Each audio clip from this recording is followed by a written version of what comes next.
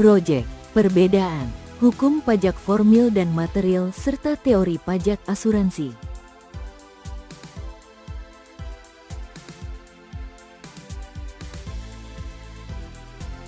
Pengertian hukum pajak.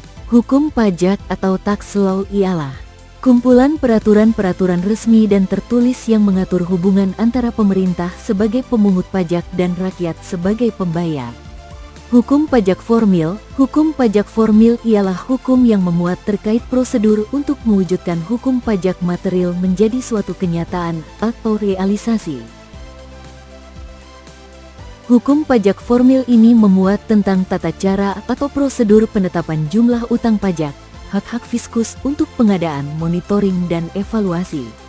Selain itu, dalam menentukan kewajiban wajib pajak untuk mengadakan pembukuan, pencatatan, dan prosedur pengajuan surat keberatan ataupun banding. Berikut contoh bentuk dari pajak formil ialah ketentuan dan tata cara perpajakan. Bentuknya ialah sebagai berikut. Undang-Undang Nomor 19 Tahun 2000 mengenai perubahan atas Undang-Undang Nomor 19 Tahun 1997 mengenai penagihan pajak dengan surat paksa.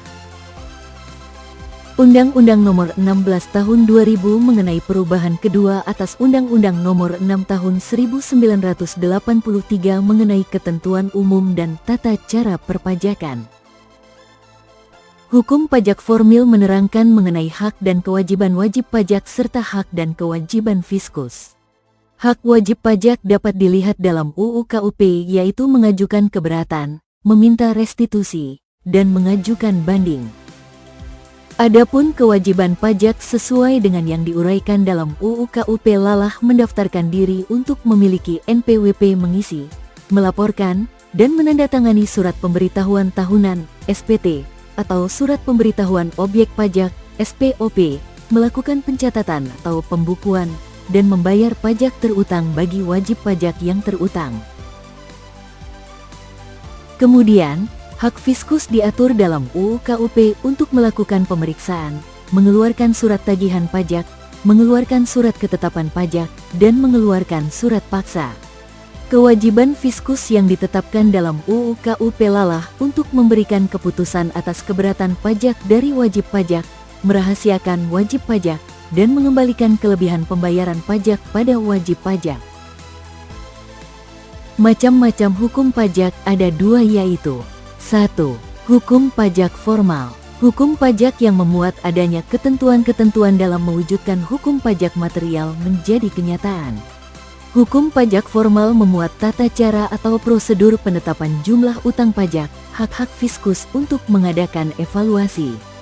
Hukum pajak formal juga menentukan kewajiban wajib pajak untuk mengadakan pembukuan, serta prosedur pengajuan surat keberatan maupun banding.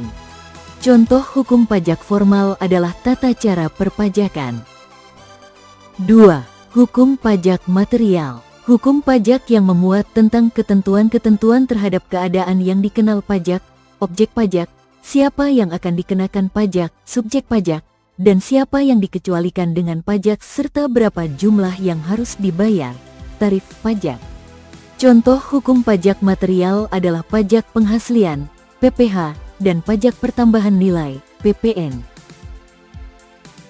Hukum pajak material. Hukum pajak material memuat norma-norma yang menjelaskan mengenal perbuatan, keadaan, peristiwa hukum yang dikenai pajak, objek pajak, besaran pajak yang dikenakan, tarif pajak, serta segala sesuatu yang berhubungan dengan timbul dan dihapusnya utang pajak dan dinas sanksi-sanksi dalam hubungan hukum antara pemerintah dan wajib pajak. Hukum pajak material. Hukum pajak material ialah kaidah-kaidah atau berbagai ketentuan dari suatu peraturan perundang-undangan pajak yang berkaitan dengan isi dari peraturan perundang-undangan yang bersangkutan. Hukum pajak material ini menerangkan tentang objek, subjek, dan tarif pajak. Berbeda dengan hukum pajak formil, hukum pajak material PPh terpisah dari hukum pajak material PPN. Hukum pajak material PPh ialah 2 Nomor 7 Tahun 1983 setelah perubah terakhir dari UU Nomor 36 Tahun 2008, Sedangkan untuk PPN ialah UU Nomor 8 Tahun 1983 sesuai dengan pengubahan terakhir yaitu UU Nomor 42 Tahun 2009. Contoh bentuk dari hukum pajak material ialah pajak pertambahan nilai, PPN, pajak penghasilan, PPh, dan pajak penjualan atas barang mewah, PPN dan PPNBM. Teori asuransi pajak. Teori asuransi. Dalam perjanjian asuransi diperlukan pembayaran premi. Premi tersebut dimaksudkan sebagai pembayaran atas usaha melindungi orang dari segala kepentingannya, misalnya keselamatan atau keamanan harta bendanya masyarakat, seakan mempertanggungkan keselamatan dan keamanan jiwanya kepada negara sehingga masyarakat harus membayar premi kepada negara. Pada kenyataannya menyamakan pajak dengan premi tidaklah tepat. Karena jika masyarakat mengalami kerugian, negara tidak dapat memberikan penggantian layaknya perusahaan asuransi. Beberapa alasan para pakar menentang teori ini adalah: 1. Jika ada timbul kerugian tidak ada pergantian secara langsung dari negara. 2. Antara pembayaran jumlah pajak dan jasa yang diberikan oleh negara tidak terdapat hubungan langsung.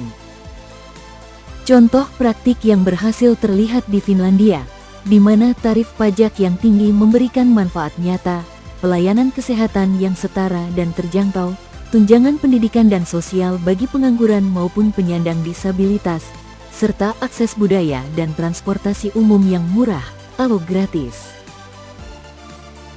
Di Indonesia, konsep ini selaras dengan Pancasila, terutama prinsip persatuan dan gotong royong. Pajak digunakan bukan hanya untuk negara, tetapi kembali kepada masyarakat dalam bentuk pendidikan, kesehatan, sarana publik, keamanan, perlindungan sosial, hingga penguatan ekonomi. Karena itu, pajak disebut tulang punggung negara yang menyumbang sekitar 80% penerimaan nasional.